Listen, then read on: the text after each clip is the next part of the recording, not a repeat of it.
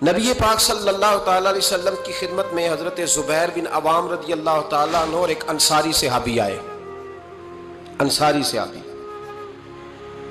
ان کا آپس میں جھگڑا تھا. جھگڑا کیا تھا؟ ایک چشمے سے پانی آتا تھا، پہاڑ سے پانی نیچے گرتا تھا. ایک چشمہ تھا پہاڑ سے، تو اس چشمے سے لوگ اپنے کھیتوں کو پانی دیتے تھے. یہ بخاری کی حدیث ہے. پہلے باغ تھا حضرت زبیر بن عوام کا. حضرت زبیر بن عوام رضی اللہ تعالیٰ عنہ نبی پاک صلی اللہ علیہ وسلم کی پھوپھی کے بیٹے اور عشرہ مبشرہ صحابی ہیں. ان کے کھیت پہلے آتے تھے اور اس انصاری کا باغ بعد میں آتا تھا. جھگڑا یہ تھا کہ حضرت زبیر بن عوام کہتے تھے پانی کھیت کو پہلے میں نے دینا ہے، اور وہ انصاری صحابی کہتے تھے کہ پانی پہلے میں نے دینا ہے. بات حضور کی بارگاہ تک چلی گئی. یہ مسئلہ دنیاوی تھا، دینی. ہمارے ہاں لوگ کہتے ہیں کہ دینی مسئلہ مولوی صاحب بتائیں گے، دنیاوی چودھری صاحب بتائیں گے. وہ دین سے علیحدہ ہے. نبی پاک صلی اللہ علیہ وسلم کی بارگاہ میں جب یہ بات گئی نا، تو حضور نے فرمایا بھائی پہلے کھیت چونکہ زبیر کا ہے. ہوتا ہے نا ہمارے ہاں پانی کی باریاں ہوتی ہیں، تو جس آدمی کا کھیت پہلے ہے وہ پانی پہلے پلا لے اپنے کھیتوں کو، دوسرا بعد میں پانی لگا لے. تو نبی پاک علیہ السلام نے فرمایا چونکہ زبیر کا کھیت پہلے ہے تو زبیر پہلے پانی لگا لے کھیت کو، اور انصاری کا باغ چونکہ بعد میں آتا ہے، اس کے کھیت بعد میں آتے ہیں تو وہ پانی بعد میں لگا لے. اب وہ انصاری پر یہ بات بوجھ گزری تو بے سمجھی میں، بے دھیانی میں، جوش جذبات میں بڑا سخت جملہ کہہ گئے. کہنے لگے یا رسول اللہ صلی اللہ علیہ وسلم، زبیر دراصل آپ کی پھوپھی کے بیٹے ہیں نا،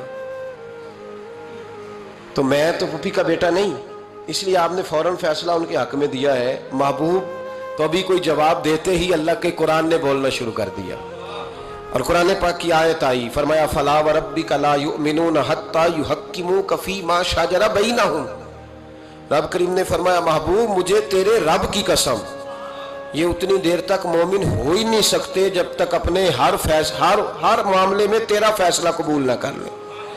جب تک ہر معاملے میں تیرا فیصلہ قبول نہ کریں اتنی دیر تک مومن ہو سکتے. اب اگلے لفظوں پہ غور کرنا ہے. فیصلہ بھی قبول کریں، اور اگلی بات کیا ہے؟ ارشاد فرمایا ثم لا یجدوا فی انفسہم حرجا مما قضیت.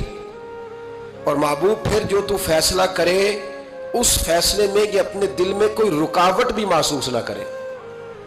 اپنے دل میں کوئی رکاوٹ بھی، کان آنکھیں دل کھول کے سنے کیا کہہ رہا ہوں. نبی پاک کے کسی فیصلے پر اپنے دل میں کوئی رکاوٹ محسوس، وَيُسَلِّمُ تَسْلِيمًا، دل سے حضور کے فیصلے مانے. نبی پاک کے فیصلے دل سے، کوئی طبیعت میں رکاوٹ نہیں آنی چاہیے. ذرا برابر بھی کوئی رکاوٹ نہ آئے دل میں کہ حضور کا فیصلہ ایک طرف ہے اور میری بات ایک طرف. فوراً نبی پاک کا فیصلہ مانے، دل سے مانے، راضی بالرضا رہے. جب تک یہ کام نہیں ہوگا اتنی دیر تک ایمان مکمل. ہمارے ہاں لوگ بوجھ سمجھنے لگے ہیں شریعت کے معاملات. بڑا مشکل ہے جی. زکوٰۃ اب 2.5% پوری، ہر 100 میں سے 2.5 روپے دے اپنے کمائے ہوئے. اتنی سخت گرمی میں روزے. لوگ اس طرح کی بات کرتے ہیں جو رضا سے آگے جاتی ہے، جس میں محسوس ہوتا ہے کہ یہ یار بڑی پکی سچی پیڑھی بات ہے. ادھر دیکھو میری طرف، مجھے پتہ چل جائے نا کہ میرے ساتھ جو آدمی بیٹھا بڑا تنگ ہے تو میں اسے کہوں گا صاحب تو گھر جا، میں نہیں بوجھ بننا چاہتا تیرے اوپر، تو گھر جا. اگر تو تکلیف میں ہے تو مجھے کیا مصیبت بنی ہے تجھے ساتھ رکھنے کی. تھوڑا غور کریں بات پہ. اگر دین معاذ اللہ مسلمان کے لیے بوجھ بن جائے تو کیا اللہ کی رحمت نازل ہوگی؟ کیا اللہ خوش ہوگا؟ ہم اس طرح کے جملے بولتے ہیں اپنے دین کے بارے میں، مذہب کے بارے میں، اس طرح کی باتیں کرتے ہیں جو بڑی تکلیف اور نقصان کا باعث ہوتی ہیں. حضرت عمر فاروق رضی اللہ، ان کی ساری باتوں کی کیا ہی بات ہے، بلکہ حضرت عمر کی ہر بات کی کیا ہی بات ہے. حضرت عمر جب حضور صلی اللہ علیہ وسلم کبھی کسی صحابی سے ناراض ہوتے نا، جلال میں ہوتے، تو جناب عمر فاروق رضی اللہ تعالیٰ عنہ کونیوں کے بل حضور کے آگے بیٹھ جاتے. کونیاں زمین پہ ٹکا کے نا، جیسے بندہ لیٹ جاتا ہے، کونیاں ٹکا کے، گھٹنے ٹکا کے بیٹھ جاتے. پتہ جملہ کیا بولتے؟ اتنا خوبصورت فکرہ، اتنا پیارا جملہ. پتہ کیا کہتے؟ کہتے رضیت باللہ ربا وبالاسلام دینا وسیدنا و مولانا محمد نبی و رسولا. سب کہیے صلی اللہ تعالی علیہ وسلم.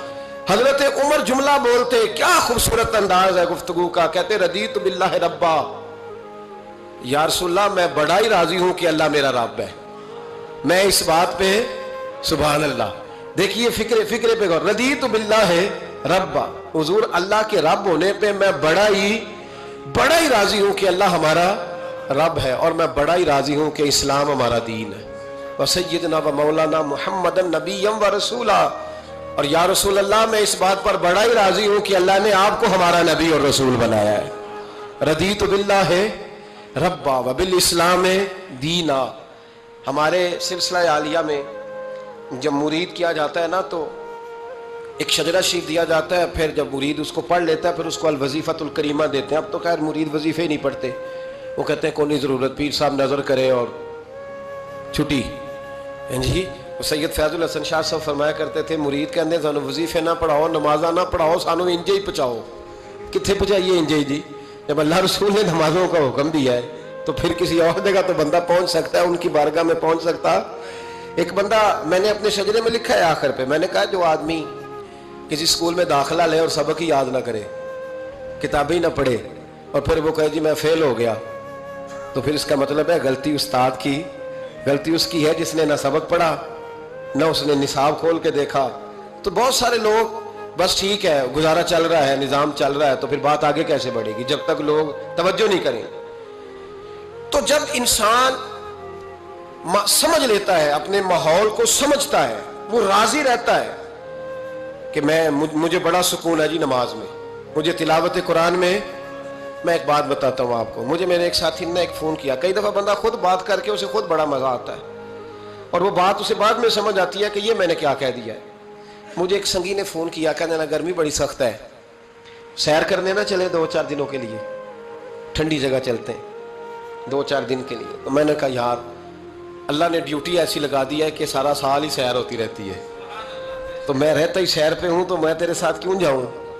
کہنے لگا یار بندہ ایک طرح کا کام کر کر کے نا اکتا جاتا ہے، روز ڈیوٹی، روز نوکری.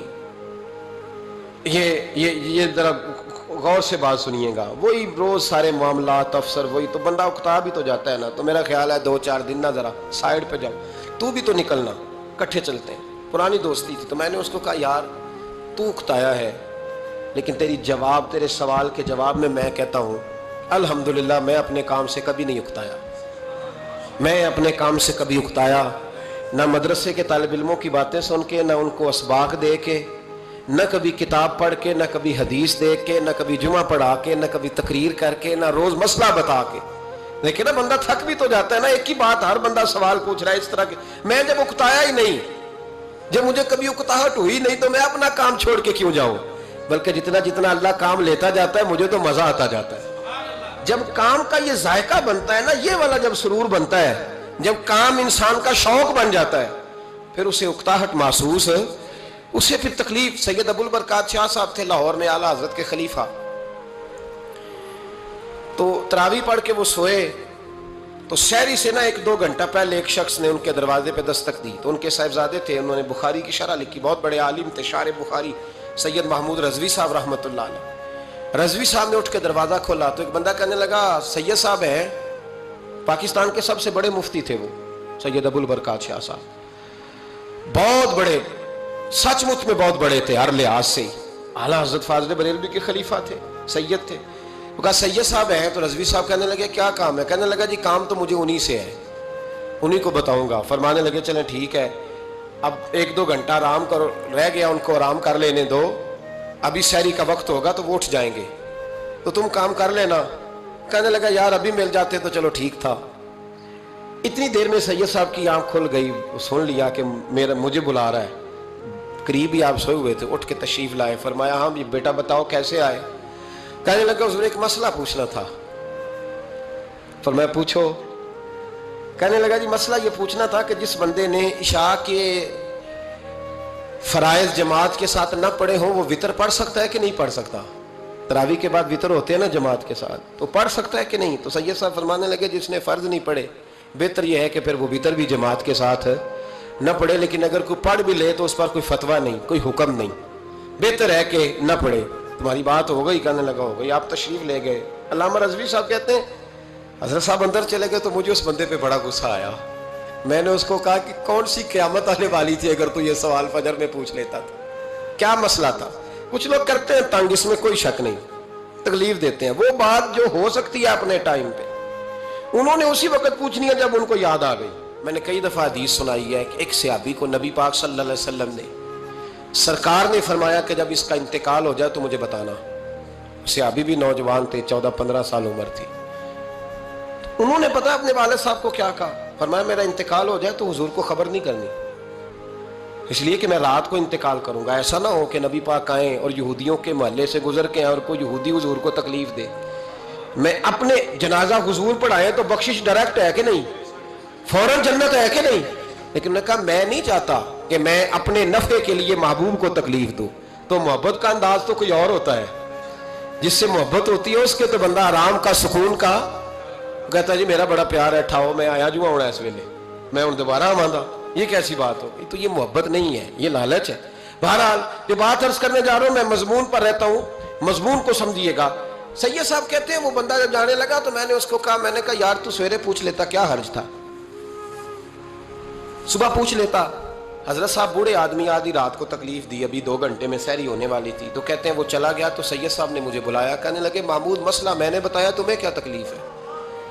اور پھر فرمانے لگے میرا دین میرا مشن ہے، میرا دین میرا مشن ہے۔ شکر کرو کسی نے بات پوچھی تو ہے نا، اور اگر کوئی میرے دین کے معاملے میں کوئی بات کرنے آتا ہے تو میں اس سے اکتاتا نہیں ہوں۔ تو جب انسان راضی بالرضا رہنے لگتا ہے نا، پھر وہ ہر روز نماز پڑھ کے تکلیف نہیں اسے ہوتی، پھر روز درود شریف پڑھ کے وہ یہ نہیں کہتا کہ چلو 2-4 چھٹیاں بھی کر لو، پھر روزانہ تلاوت کر کے اسے کہیں دقت محسوس نہیں ہوتی، چونکہ اب وہ چاہتا ہے کہ جس حال میں میرا رب رسول مجھے رکھیں گے، جو حکم دیں گے، میں نے اس سے کوئی تنگی محسوس نہیں کرنی، میں نے اس کے مطابق چلنا ہے۔